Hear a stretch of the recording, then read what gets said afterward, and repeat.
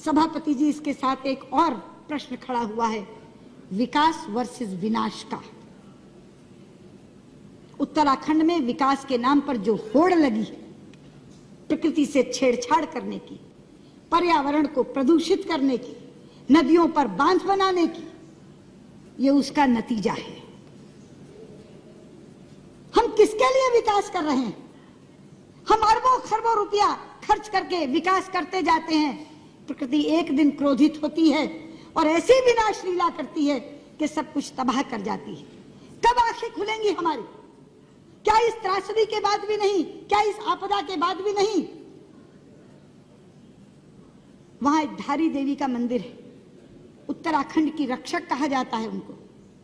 उत्तराखंड की रक्षक देवी धारी देवी, उन धारी देवी के ऊपर भी एक विद्युत परियोजना चल रही है, जिसमें धारी देवी को जलमग्न करने की योजना थी।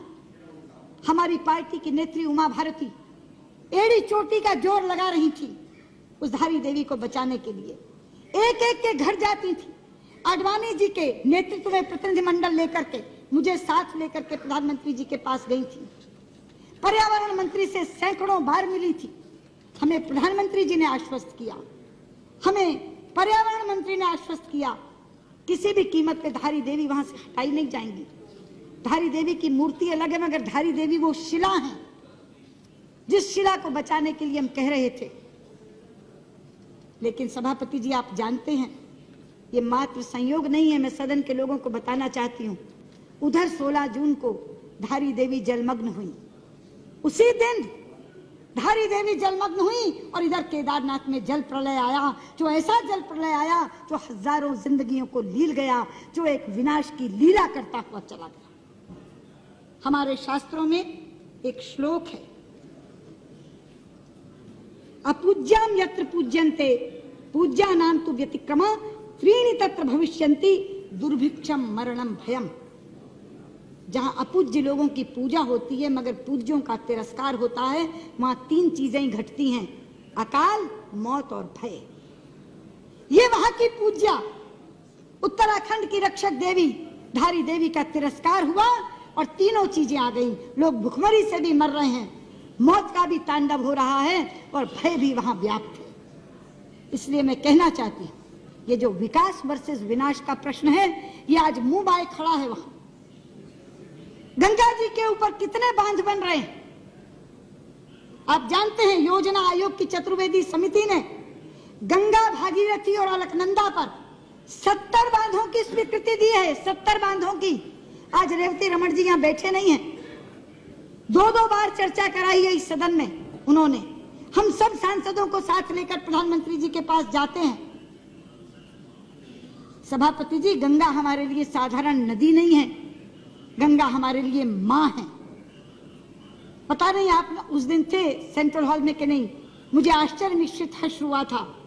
इतना हर्षित हुआ था मन, जापान के प्रधानमंत्री ने केंद्रीय कक्ष में संसद के दोनों सदनों के सांसदों को संबोधित करते हुए जब गंगा जी का नाम लिया था तो गंगा मैया कहा था। वो लोग हमारी भावना की कद्र करते हैं, वो हमारी आस्था की कद्र करते हैं। वो गंगा जी को गंगा मैया कहकर संबोधित करते हैं और हमारे लोग गंगा मैया को सुरंग में डालने की योजना बना रहे हैं। गंगा जी की धारा अविरल बहे, गंगा जी की धारा निर्मल बहे, इसके लिए हम लोग प्रयास में लगे हुए हैं। लेकिन गंगा जी को जो लोग सुरंग में डालना चाह रहे हैं, उस उत्तराखंड के लोगों को इस तरह की आपदाएं सहनी पड़ रही हैं जिसका शिकार पूरे का पूरा देश बनता है।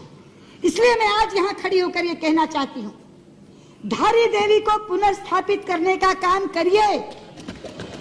मैं यहां से मांग करती हूं, गंगा मैया पर बनने वाले सारे बांधों को निरस्त करिए।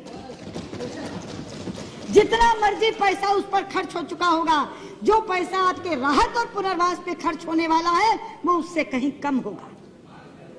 जितना मर्जी पैसा खर्च हो गया हो, मत दिखाइए हमें वो एस्टिमेट्स, मत बताइए कि इतना पैसा खर्च हो गया। अमूल्य जिंदगियां जा रही हैं, खत्म हो रही हैं। पूरे का पूरा उत्तराखंड आज विप्लव की कगार पर खड़ा है। इसलिए मैं आपसे कहना चाहती हूं, गृह मंत्री जी, गंगा मैया पर बनने वाले सारे बांध निरस्त कर दीजिए, धारी देवी को पुनर्स्थापित करिए।